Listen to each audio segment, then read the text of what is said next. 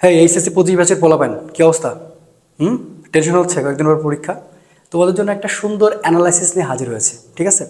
আমি তোমাকে জাস্ট টপিকটা ধরাই দিব, তুমি যে একটা অধ্যায় পড়া শুরু করবা, কোথায় থেকে শুরু করবা, কিভাবে শুরু করবা, কোন টপিকটা কিভাবে বুঝবা। তো প্লিজ যারা এখন আমাকে ভিডিও দেখছো, দয়া করে রিকোয়েস্ট করতেছি, জাস্ট 7 থেকে 8টা মিনিট জোর করে চেয়ে নিচ্ছে, খুব মনোযোগ দিয়ে আমার কথাগুলো শোনো এবং বোঝো, ঠিক আছে? ওকে, দেখো প্রত্যেকটা অধ্যায় তুমি কিভাবে প্রিপারেশন নিবা। আমি তোমাদের গতদিন কিন্তু একটা সমীকরণ দিয়ে দিয়েছিলাম, যে সমীকরণ আমি বলেছিলাম তুমি জাস্ট 3টা অধ্যায় এমন করে পড়ো, এমন করে পড়ো, এমন করে পড়ো যেন সেখান থেকে যেভাবে প্রশ্ন করো তোমার কাছ থেকে যেন কোনো মিস না যায়, ঠিক আছে? ওকে, তো আমি একটা অ্যানালাইসিস নিয়ে হাজির হয়েছি। বিগত 5 থেকে 7 বছরের ভেক্টর অধ্যায় থেকে কোন কোন টপিক থেকে প্রশ্ন আসছে, মানে এটা কোনো ইয়ার্কির কোনো বিষয় না, তোমাকে ভালো করে বুঝতে হবে। যে দেখো, খুব ভালো করে বুঝবা যে কিভাবে কি হয়েছে। নদী নৌকা সংক্রান্ত খুবই খুবই খুবই খুবই গুরুত্বপূর্ণ। তারপরে তুমি খেয়াল করে দেখো ডট গুণন এবং ক্রস গুণন। আচ্ছা, আমি এটাকে একটু মার্ক করি। দেখো, নদী ও নৌকা সংক্রান্ত প্রচণ্ড গুরুত্বপূর্ণ। এরপর আমি যদি একটু অ্যানালাইসিস করি তাহলে সেখানে তুমি দেখতে পাবা ডট গুণন আর ক্রস গুণনটা বেশি আসছে। এরপরে ভেক্টর ক্যালকুলাস, দেখো এটাকে আমি দাগ দিয়ে দিলাম। এবং ভেক্টর ক্যালকুলাসের পরে আমার কাছে সবচেয়ে আরও বেশি গুরুত্ব, সেটা হচ্ছে কি জানো, আপেক্ষিক বেগ ও মানুষ বৃষ্টি সংক্রান্ত। অ্যান্ড ফাইনালি আমি লাস্টে অন্যান্য লিখে রাখছি, মানে অন্যান্য মানে যে আদার্স যে প্রশ্নগুলো আসতে পারে। এখন ভাইয়া, তোমার এই প্রত্যেকটা টপিক কিন্তু আমি শেষ করাই দেবো আমার ওয়ান শট ক্লাস, যেটা আগামী ক্লাসে যেটা আসতে চলেছে। কিন্তু আমি তোমাদের সামনে আগে হাজির হয়েছি, তুমি পড়াটাকে কীভাবে গুছিয়ে নিবা, পড়াটা তোমাকে কীভাবে বুঝে নিতে হবে। তুমি হুদায় আজকে এখান থেকে শুরু করতেছো, কালকে ওখান থেকে শুরু করতেছো, কোনো লাভ নেই। আগে নির্দিষ্ট করে অধ্যায় সম্পর্কে ধারণা রাখো। তুমি যদি ধারণা রাখো তাহলে কি পারবা? কখনোই না। তাহলে এই যে কয়টা টপিক আছে, আমি অন্যান্যকে বাদ দিলাম, 1 2 3 4, এই 4টা টপিককে কেউ বাদ দেওয়ার সাহসিকতাই পাবে না, তাকে পড়াই লাগবে। এখন প্রশ্ন, ভাইয়া আমরা এই টপিকগুলো কিভাবে শেষ করব? অলরেডি তোমরা যদি আমার একটা ওয়ান শট ক্লাস দেখে ফেলো, নদী নৌকার ওয়ান শট ক্লাস আমি কিন্তু সম্পূর্ণ শেষ করে দিচ্ছি, সুন্দর করে দিচ্ছি। টাইপ গ টাইপ ঘ কীভাবে প্রশ্ন আসতে পারে সব কিছু নিয়ে আলোচনা করছি এবং বোর্ড কোশ্চেন সলভ করে দিচ্ছি। কি দেখছো? তো না দেখলে এখনই দেখে আসো, ঠিক আছে? ওকে, তো চলো প্রত্যেকটা টপিক একটু বিশ্লেষণ করার চেষ্টা করি। ওকে ভাই, আমার একটু ভালো করে তোরা দেখ, ঠিক আছে? একটু ভালো করে দেখ। আমি যদি একটু তুই করে বলি ক্লাসের মধ্যে, তোদেরকে আপন ভাবি, ঠিক আছে? একটু মাথায় রাখিস। তো তুমি করে আমার স্যুট করে না, ওই জন্য আমি তুই করে বলতেছি। ভালো করে দেখ বাবারা। তো তোরে আগে সুন্দর করে একটা সুন্দর অ্যানালাইসিস করা লাগবে যে আসলে তুই টাইপ গ এর জন্য কোনগুলো পড়বি, টাইপ ঘ এর জন্য কোনগুলো পড়বি, ঠিক আছে? এখন বাবা দেখ, যে টাইপ গ এর জন্য আমি যে কয়টা বের করছি, এর বাইরে যদি অন্য কোনো কোশ্চেন আসে বা হয়, দায়ভার আমি নিয়ে নিচ্ছি, কোনো সমস্যা নেই। এখন তুই টাইপ করার জন্য মনে রাখবি বাবা, যেখানে 3 মার্কের যে কোশ্চেন আছে, এই 3 মার্কের কোশ্চেন কিন্তু খুব ভালো মতন কম পড়বে যদি তুই সরাসরি সূত্রগুলো মনে রাখিস। এখন তুই দেখ বাবা, কোন কোন টাইপগুলোর জন্য তুই ভালো মতন প্রিপারেশন নিবি, এইটা তোর একদম সুন্দর মতন জানা লাগবে। প্রথমে দেখ বাবা কি বলছি, লম্ব অভিক্ষেপ নির্ণয়। লম্ব অভিক্ষেপ কী করে নির্ণয় করা লাগে যদি তুই না জেনে থাকিস, ওয়ান শট ক্লাস আমি আলোচনা করব, মানে প্যারা নাই, জানার কথা। এখন এরকম কেউ যদি থাকিস, একটা সংবোধনা দেওয়া উচিত যে লম্ব অভিক্ষেপ এখনো জানিস না, আচ্ছা এটা নিয়ে কোনো প্যারা নেই। এবার পরেরটাতে আসে যে এম এর মান কত হইলে এরা পরস্পর লম্ব হবে। এটা হচ্ছে ভেক্টর থেকে এরকম কোশ্চেন প্রতিবার ইউনিভার্সিটিতে পড়ে।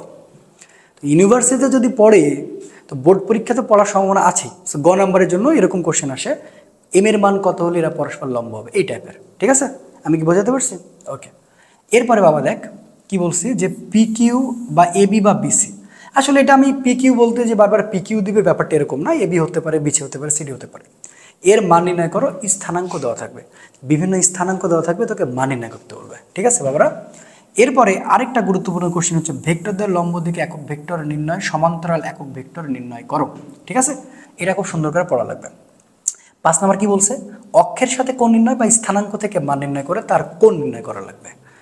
সবই দেখাবো, সবই দেখাবো, আমি জাস্ট আগে বের করে নিচ্ছি, টাইপগুলো বোঝ, আগে টাইপগুলো বোঝ বাবারা।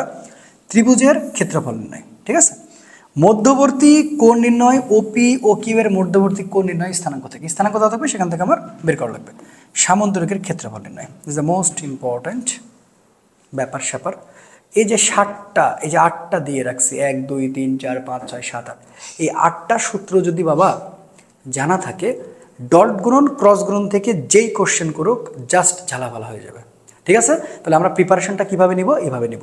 আমি প্রথমে নদী নৌকা নিয়ে কথা বলি নাই, কারণ নদী নৌকার ওয়ান শট আমি খুব সুন্দর করে আলোচনা করছি, তো ওই জন্য আমি এখান থেকে শুরু করছি। আচ্ছা, তো এবার এটা তো টাইপ গ হইলো, তাহলে টাইপ ঘ কেমন হতে পারে?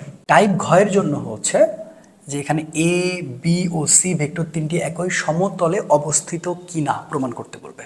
সো ভেক্টরের এই জিনিসগুলো না খুবই বেসিক, হ্যাঁ, এই কথাবার্তা যদি না জানা থাকে তাহলে এটার জন্য খুবই ভোগা লাগবে। তো আমি এই যে এখানে বক্স করলাম, মানে গোল করলাম যে A B O C vector তিনটি, এখন এ বি সি থাকবে ব্যাপারটা এরকম না, সেখানে পি কিউ আরও থাকতে পারে, ঠিক আছে, বা ও পি বা পি কিউ বা ও কিউ তিনটি একই সমতলে অবস্থিত কিনা সেটা বলছে। নাম্বার 2, যে কোনো ভেক্টরের অবস্থান পরস্পর লম্ব হবে কিনা, সেখানে একটা স্থানাঙ্ক দেওয়া থাকবে এবং প্রত্যেকটা স্থানাঙ্ক দেওয়া থাকলে কিভাবে তুমি প্রমাণ করবা সেই ব্যাপারটা আমি ক্লাসে ইনশাআল্লাহ আলোচনা করব। যেমন ও থেকে এ, ও থেকে বি, এখন ও থেকে এ মানে এ থেকে ওটা বাদ, ও থেকে বি মানে বি থেকে ওটা বাদ, ও পি মানে পি থেকে ও বাদ, এইভাবে লম্ব কিনা সেটা প্রমাণ করতে বলবে। নাম্বার 3, পি প্লাস কিউ, দুটা ভেক্টর, পি মাইনাস কিউ এটাও ভেক্টর দ্বয়, প্লাস ওয়াই এর সাথে সমান কোণ উৎপন্ন করবে কিনা। এখন এটা যে বারবার প্লাস ওয়াই থাকবে ব্যাপারটা কিন্তু এরকম না, প্লাস ওয়াই আছে, আমার প্লাস এক্স হতে পারে, আমার প্লাস জেডও হইতে পারে। সো এটার এক্সপ্লেন আমি তোমাকে করে দেখাবো, ঠিক আছে? এই যে আমি এখানে লিখে রাখছি, দেখো প্লাস জেডও আছে। উদ্দীপকের ত্রিভুজ পি কিউ আর এবিসি সমকোণী ত্রিভুজ গঠন করবে কিনা, হ্যাঁ এটাও একটা কনসেপ্ট। ক্রম সাজাতে বলবে যে দেখো এই ক্রম কি ঠিক আছে কিনা, ঠিক আছে কিনা, এর বাইরে ঘ নম্বর প্রশ্ন আসবে না ভাই। কার ক্ষেত্রফল বেশি সেটা প্রমাণ করতে বলবে। ভেক্টর এ ও বি পরস্পর একই দিকে ক্রিয়াশীল কিনা সেটা যাচাই করতে বলবে। অ্যান্ড ও এ বি ও বিসির ক্ষেত্রফলের সামান্তরিক ও এ বিসির ক্ষেত্রফলের সমান কিনা, মানে এই দুইটা মানের মধ্যে টোটাল একটা চিত্র থেকে রিপ্রেজেন্ট করা লাগবে যে তার সাথে আমার সমান হচ্ছে কিনা। তাহলে এই যে 1 2 3 4 5 6 7 8 এই 8টা টাইপেরই ক্লাস ওয়ান শটে আসতেছে। একটু ধৈর্য ধর বাবারা, আগে পড়ার সিস্টেমটা বুঝে নেব, কিভাবে গোছালো পড়া পড়তে হবে ইনশাল্লাহ, ঠিক আছে? ভুলভাল পড়ে না কোনো লাভ নেই। তারপরের কি টপিক আছে? তারপরের টপিক আছে ভেক্টর ক্যালকুলাস। তো এই যে ভেক্টর ক্যালকুলাসটা এখান থেকে যদি প্রশ্ন হয় খুবই সহজ প্রশ্ন হবে, খুব কঠিন প্রশ্ন হওয়ার সম্ভাবনা নাই। আচ্ছা, তার আগে এটা একটু ঠিক করে নিও, এটাও কিন্তু টাইপ ঘ, হ্যাঁ এখানে আমার মিস্টার টাইপার সাহেব তিনি ভুল করেছেন, এটা কিন্তু টাইপ ঘ। সো টাইপ গতে কি কি বলেছে? গ্রেডিয়েন্ট, ডাইভারজেন্স বা কাল, স্থানাঙ্ক ব্যবস্থা থাকবে, যে কোনো একটা বের করা লাগবে। সো এটা প্যারা নাই। লম্ব দিকে একক ভেক্টর কত, মাঝে মধ্যে এরকম থাকবে যে এম এর মান বা অমুকের মান কত হলে এরা পরস্পর সলিনয়েডাল হবে কিনা বা সংরক্ষণশীল হবে কিনা, এরকম টাইপের কোশ্চেন কিন্তু চলে আসতে পারে। সো এই তিনটা টাইপের আর কোনো টাইপ নাই। টাইপ হতে কি বলবে? যে উদ্দীপকের যে কোনো ভেক্টর অঘূর্ণনশীল কিনা গাণিতিক বিশ্লেষণ করো। তাহলে অঘূর্ণনশীল হওয়ার সত্যটা কি, সলিনয়েডাল হওয়ার সত্যটা কি, এই জিনিসগুলো তো জানতে হবে। এগুলো ওয়ান শর্ট ক্লাস আসতেছে, নো প্রবলেম, আমি আগে অ্যানালাইসিসটা দেখাই দিচ্ছি। বাতাসে কোনো ঘূর্ণন ছিল কিনা, আচ্ছা ঘূর্ণন ছিল কিনা মানে কি, কালের যে ক্যালকুলেশন হবে সেটা খুব সুন্দর করে করে দেখা লাগবে, কথা বুঝছো? আচ্ছা, এরপরে কি বলছে? যে কোনো ভেক্টর সলিনয়েডাল বা সংরক্ষণশীল কিনা, ওই আবার একই শর্ত, ওই ঘুরে ফিরে একই জিনিস। যে কোনো ভেক্টরের সাথে কালের ডাইভারজেন্স শূন্য হবে কিনা, আগে কাল বের করা লাগবে, তার সাথে আবার ডাইভারজেন্স করা লাগবে, করে দেখা লাগবে শূন্য হয়েছে কিনা। তাই এগুলো খুবই ইজি, ওয়ান শটে আসতেছে আসতেছে, একটু ওয়েট কর বাবারা, একটু ওয়েট কর। আগে থিসিসটা বোঝ, থিসিসটা না বুঝা পাল্লা পাল্লি চিল্লা পাল্লা করিস না। আরেকটা মোস্ট ইম্পর্টেন্ট আমি বলবো, খুবই গুরুত্বপূর্ণ একটা টপিক, যে টপিকটা হচ্ছে আপেক্ষিক বেগ এবং মানুষ বৃষ্টি, আমি এটাকে আলাদা করে ভাগ করেছি। এবার টাইপ গতে কেমন টাইপের কোশ্চেন হবে? গাড়ির কাজ ভিজাভিজি, কোন কাজ ভিজবে, সামনে না পেছনে, এইটা না খুবই গুরুত্বপূর্ণ রে বাবা। এবার কি বলছে? স্থির বাতাসের বা বৃষ্টির বা মানুষের লব্ধিবেগ, এই লব্ধিবেগ হচ্ছে ওই যে নদী নৌকাতে পড়াইছে না, সেম জিনিসটা। একজন পর্যবেক্ষক বৃষ্টির বেগ কেমন পরিলক্ষণ করবে, 3 স্টার। দ্বন্দ্বমান অবস্থায় বৃষ্টি কত বেগে মানুষের শরীরে আঘাত করবে, এগুলো সরাসরি সূত্র, ঠিক আছে? মানুষের সাপেক্ষে পড়ন্ত বৃষ্টির বেগ সংক্রান্ত। শুরুতে বাস চালক কত কোণে বৃষ্টি পড়তে দেবে, এটা হচ্ছে রাজশাহী বোর্ড 19-এর কোশ্চেন, এটা করাই লাগবে, এটা খুবই কঠিন একটা কোশ্চেন ছিল ওই সময়, ঠিক আছে? ট্রাকের ড্রাইভার বনাম সাধারণ গাড়ি সংক্রান্ত বেগ বা আনত তল সংক্রান্ত, এগুলো কে দেখাবে? আমি, তোদের প্রান্ত ভাই, ঠিক আছে? শুধু টেনশন না কইরা থিসিসটা আগে বোঝ, খাতায় খুব সুন্দর মন মানসিকতা নিয়ে রেডি কর। তবে আমার ভিডিও অনেকে দেখেন, যে অভিভাবক বৃন্দ ভিডিওগুলো দেখেন, আপনারা কেউ মন খারাপ করিয়েন না, আমি কিন্তু স্টুডেন্টের সাথে তুই করে কথা বলি, আমার আসলে তুমি ব্যাপারটা আসে না। তো আপনারা যারা অভিভাবক বৃন্দ আছেন দয়া করে কেউ আমার উপরে রাগ করবেন না। অনেকে দেখে আমার আমার পোস্টে অনেকে আপনারা খুব খারাপভাবে কমেন্ট করেন যে আমি সবাইকে তুই বলছি, আসলে আমি আমার স্টুডেন্টের সাথে কথা বলছি। আর আপনারা যে অভিভাবক বৃন্দ আছেন অনুগ্রহপূর্বক আপনারা আমাকে ভুল বুঝবেন না, আপনারা আমার কাছে অনেক সম্মানিত। আমি শুধুমাত্র আমার স্টুডেন্টের জন্য এই তুই শব্দটা মানে এই ওয়ার্ডটা ইউজ করি। আচ্ছা, এরপরে লাস্টে ট্রাকের ড্রাইভার বনাম সাধারণ গাড়ি সংক্রান্ত বেগ আনত তল সংক্রান্ত। তো এটা তো আমি বলছি মনে হয়, ঠিক আছে, এইটা করলেই ইনাফ। তো বাবা এটার টাইপ ঘটা কেমন হতে পারে? টাইপ ঘটা কিন্তু অনেক কিছু হতে পারে। সো টাইপ ঘয়ের জন্য ফার্স্ট অফ অল তোমাকে যেটা বোঝা লাগবে বা মানে কি বলবো, মানে অনুসরণ করা লাগবে। দেখো প্রথমে কি কোশ্চেন, গাড়ির পেছনের বা সামনের কাজ ভিজবে কিনা গাণিতিক ব্যাখ্যা। এইটা না খুবই গুরুত্বপূর্ণ, যে বাতাস প্রবাহিত হওয়ার আগেও পরে একইভাবে ছাতা ধরলে বৃষ্টি থেকে রক্ষা পাওয়া যায় কি না। সব টাইপ করে করে পড়বো আমরা, সব টাইপ করে করে পড়বো ভাইয়া, জাস্ট টাইপ করে করে পড়বো। তোমরা কেউ কোনো টেনশনই নিবা না, জাস্ট টাইপ করে করে পড়বো। বায়ু প্রবাহ গাড়ির গতির বিপরীত হলে পর্যবেক্ষক কি একই দিকে বায়ু প্রবাহিত হলে যেভাবে বৃষ্টিতে বেঁকে পড়তে দেখতো সেই একইভাবে দেখবে কিনা, এটা একটা কনসেপ্ট। এই কনসেপ্টটা নিয়ে আমি আলোচনা করবো ইনশাল্লাহ। এরপরে চলন্ত গাড়ির ড্রাইভারের সাপেক্ষে বৃষ্টি খাড়াভাবে পড়লে তার মান ও দিক নির্ণয় সংক্রান্ত। মানও নির্ণয় করা লাগবে, দিকও নির্ণয় করা লাগবে। এরপরে কি বলছে, চলমান ও স্থির অবস্থায় বৃষ্টি থেকে রক্ষা পেতে ছাতা ধরার কোনো ভিন্ন, কেন ভিন্ন হয়, মানে ছাতা ধরার যে কন্ডিশন টার্মগুলো আছে খুব সুন্দর করে ওয়ান শট ক্লাসে আমি বর্ণনা করব। আগে তোমারে বুঝাইতেছি, তোমার মধ্যে প্রাণে সঞ্চার করো যে হ্যাঁ এইভাবে পড়লে আসলে লাস্ট মোমেন্টে এসে পারা সম্ভব। কিচ্ছু পড়ো নাই, তারাই তোমরা আমার ভিডিও দেখতেছো, ঠিক আছে, কোনো সমস্যা নাই, চাপ নিব, তোদের বাবা একটু পড়া লাগবে। কথা বুঝছিস তোরা? তোরা যদি না পড়িস তাহলে আর কিচ্ছু নাই, গায়া টাটা বাই বাই খতম, সব হয়ে যাবে, ঠিক আছে। আচ্ছা, চলমান ও স্থির অবস্থায় বৃষ্টি থেকে রক্ষা পেতে ছাতা ধরার কোনো ভিন্ন হয় কেন, থার্ড স্টার বলেছি, খুবই গুরুত্বপূর্ণ। এবং লাস্টে লব্ধি ও প্রকৃত বেগ যে কোনো তলে অবস্থিত তার উলম্ব তলে ভেক্টর নির্ণয় করো। বুঝছো বাবারা কি কি পড়াইলাম, কি কি বুঝাইলাম? এখন নদী আর নৌকার গ আর ঘ কনসেপ্টটা কি, please watch my YouTube channel HSC 25 ফিজিক্সের জন্য যে প্লেলিস্ট করা আছে প্রান্ত ফিজিক্স ইউটিউব চ্যানেলে, ওয়ান শট নদী নৌকার ক্লাসটা একটু দেখে আসো। সেখানে টাইপ ক টাইপ ঘ সম্পূর্ণ নিয়ে আলোচনা করা হয়েছে।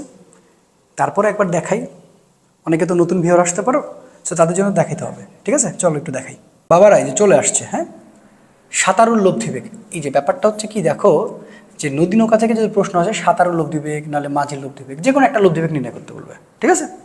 এরপরে উদ্দীপকের মাঝের দিক নির্ণয় করতে বলবে। বরাবর অপর পাড়ে পৌঁছাতে মধ্যবর্তী কোণ নির্ণয়। দেখো কতগুলো স্টার দিয়ে রাখছি, cause alpha minus u by v, বুঝছো। নদীর দৈর্ঘ্য বা প্রস্থ নির্ণয় করো। নদীতে স্রোতের বেগ কত হবে, নদীর সমতল বরাবর লম্ব একক ভেক্টর কত, সেটা আসতে পারে এসি বা বিসি বা সিডি বরাবর অতিক্রান্ত দূরত্ব। এখন এটা যে এসি বিসি সিডি হবে ব্যাপারটা তোমার সাথে কিন্তু চুক্তি করি নাই, সেটা চেকন হইতে পারে, কথা বুঝছো। আচ্ছা, তারপরে দেখো টাইপ ঘটা কেমন হতে পারে। তোমাদের জন্য সাজেশনটা নিয়ে হাজির হয়েছি, দেখো দেখো দেখো। আচ্ছা, খেয়াল করো এবার, সবচেয়ে বেশি আসে উক্ত প্রতিযোগিতা কোন সাঁতারও আগে পারে, মানে টাইমের একটা প্রতিযোগিতা থাকে। টাইমের একটা প্রতিযোগিতা কেমন জানি দিয়ে দেয়, কোন মাঝি নদী পার হতে কম দূরত্ব অতিক্রম করে, মানে দূরত্ব কম না বেশি হবে সেটা। যদি নৌকার মাঝি ন্যূনতম সময় নদী পার হতে চায় তবে সে নদী প্রস্থ অপেক্ষা বেশি দূরত্ব অতিক্রম করবে কিনা। স্রোতের প্রতিকূলে কোন থাকলে কিভাবে পৌঁছাবে, ঠিক আছে। এই হলো বিষয়। তো এই ছিল আমার তোমাদের জন্য সৃজনশীলের সাজেশন, এটা হচ্ছে সৃজনশীলের সাজেশন। এখন এগুলার সমাধান তোমাকে কে দিবে, এগুলার সমাধান আমি তোমাকে দেবো ইনশাল্লাহ।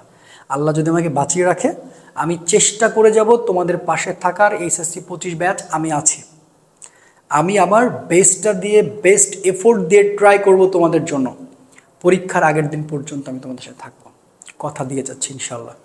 শুধু দোয়া করো আমার জন্য, আমি যেন সুস্থ থাকতে পারি। তোমাদের কাজ হচ্ছে একটু ভালো করে পড়া। আমি এই পিডিএফটা আমার ডেসক্রিপশন বক্সে আমি আপলোড করে দিচ্ছি, তোমরা সুন্দর করে দেখে নাও এবং থিসিসটা করো, প্রপার ওয়েতে ব্যাপারগুলোকে মেনটেন করো। ওয়ান শট ক্লাসে সব জাস্ট খেল খতম করে দেবো, ঠিক আছে। তো বাবারা দেখা হচ্ছে আগামী ক্লাসে, সবাই ভালো থেকো। আসসালামু আলাইকুম ওয়া রাহমাতুল্লাহ।